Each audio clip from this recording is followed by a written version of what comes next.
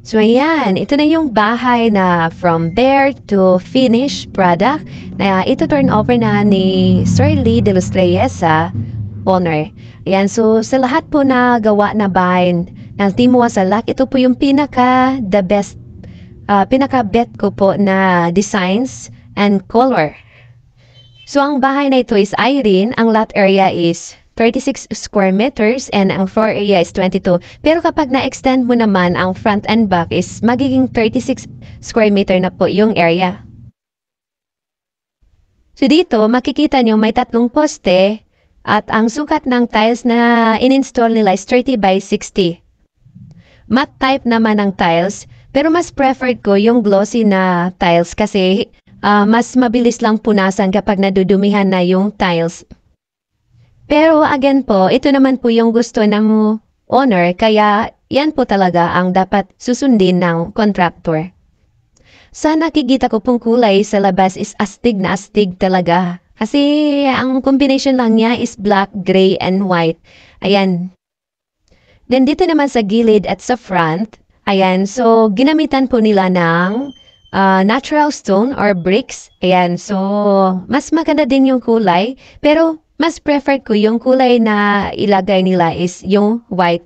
Pero medyo mahirap kasi yung white din dahil madali lang siyang makakapitan ng dumi. Then mas maganda talaga na maglagay tayo ng mga ilaw sa mga poste kasi nagbibigay din siya ng attract sa ating bahay lalo na't paggabi. Then dalawang combination po ang nilagay niya na ilaw. Sa taas po is warm, then sa baba is daylight. Then mas maganda din na maglagay tayo ng house number sa ating bahay. Ang advantage po kasi niyan is kapag mag-order po tayo ng ulam or any na food na orderin natin, hindi na mahirapan yung mga riders na hanapin ang bahay ninyo. Kasi yung iba, tinatanggal nila yung house number, yung mga riders is nahihirapan na puntahan yung bahay. So ang materials na naman na ginamit nila dito sa mandor at sa wall nila is square tube. At ang sukat naman ng mandor, yung frame is 2x2, then yung isa is 1x1. So dito na naman tayo sa porch area. So may naka-install na outer unit ng aircon. Ayan, so nakahang po siya. Hindi na nila pinalagay sa taas kasi bubutasan po ang PVC panel. So masisira yung PVC nila. Mas maganda kung ganito na lang nakahang kasi mas malinis po siya. So, ang ginamit po nila na material sa ceiling is PVC panel of white. Ayan, so may 4 na pin light. Combination po siya or nakablend po siya ng day and night light. Alam niyo po, ito po talaga yung pinaka gusto ko ilagay sa ceiling namin, yung PVC panel kasi mas malinis po tignan kapag naka-ceiling po siya ng PVC panel. So dito naman sa floor ng porch nila, ang naka-install po dito na tiles is 60 by 60. Then ang kulay is gray. Ayan, so hindi po siya glossy, matte po siya. So wag kayong maglagay ng tiles dyan na glossy kasi delikado po, lalo na sa mga bata at matatanda. So dito naman sa window, tinanggal nila yung original na window grills. Ayan, so pinalitan nila ng window glass. Pero para po sa akin, mas safety po na may grills na nakalagay. So dito naman sa main door, may naka-install na door screen. Hole siya na open. Mas maganda po talaga pag naka-hole open siya kasi yung hangin po is labas-pasok. Mas malamig kasi pag naka-hole yung open. Kasi yung sa amin po is medyo mainit kasi naka-half lang po ang open ng screen. Malaking tulong din ang screen kasi yung lamok hindi makapasok. So dito na naman sa wall porch, nilagyan nila o ininstalla nila ng glossy na tiles 60 by 60. Color niya is gray. So makikita niyo naman na ang combination ng color dito sa labas is white, gray, and black. So astig na astig talaga. Elegante talaga tingnan pag ganito ang kulay. So about naman sa kisame na nilagay nila na materials, ang bet ko talaga na color sa PVC panel is white. Mas maganda kasi pag plain white. Ayaw ko ng off-white. Pero depende na po yan sa inyo kung ano yung talaga yung gusto nyo ilagay sa ceiling ninyo. So dito sa labas, pwede nyo idagdag hanging plant Nakakatulong din kasi yan sa view ng inyong bahay. Then, pwede din kayong maglagay ng mga artificial na trees. Kahit isang artificial trees lang para mas maganda. Pwede din yung mga bamboo trees. Ayan, so yung plan kasi is nakakaganda sa aura ng ating bahay. Pwede din ang install niyo dyan sa wall. Pwede din hindi tiles. Pwede din bricks or natural stone. Mas maganda rin tingnan ng natural stone. Huwag niyo lang damihan guys kasi makakasira yan sa aura ng bahay ninyo.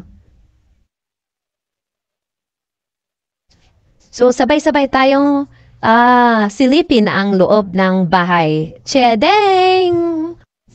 Wow! Grabe! Sobrang ganda! Napaka-elegante talaga. Basta Timo Wasalak, sobrang ganda gumawa. Pulidong-pulido talaga guys. Ayan, so as you can see, as a whole, makikita niyo talaga pagpasok niyo, makita niyo ang room, living area, ang TV console, ang kitchen. Ayan. At ito din guys, kapag white yung wall ninyo, kahit maliit yung space ng bahay ninyo, nakakabigay siya ng malawak na space sa inyong bahay. So as you can see, naka-nude pa, wala pa mga gamit na nakalagay kasi kakatapos ng pool nito. So ang makikita nyo lang sa first is TV console, then bar table, then kitchen, then rooms. Ayan, so marami pa kayong pwedeng mailagay dyan. So pwede kayong maglagay dyan ng table for 4-seaters lang kasi maliit lang naman ang space natin. Ito din guys, ito yung bet ko, yung TV console na combination with white and black. Simple lang siya pero napaka-elegante tingnan lalo't na naka-install na yung TV. Then yung ginamit na pintura nila is adobe paint. Then nilagyan nila ng 2 pin light ang TV console nila sa taas. Ayan. So may shelves siya na maliit. Then may mga outlet na siya at may naka-ready na for internet na wire.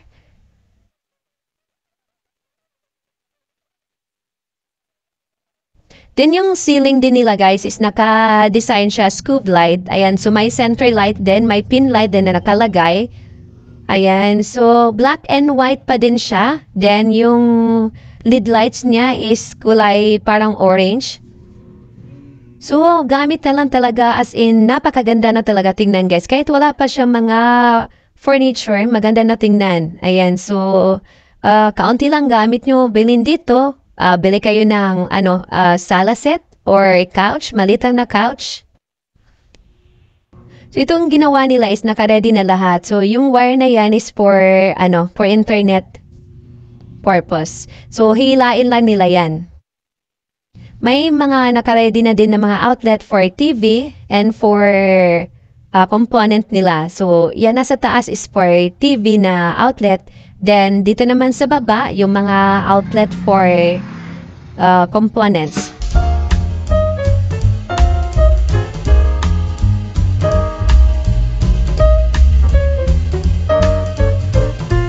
So, mas maganda din, idagdag sa may-ari nito is maglagay sila or magpa-install sila ng salamin sa wall. Kahit maliit lang na salamin, nakakabigay kasi yan siya na lawak sa ating bahay. Kahit maliit lang po siya.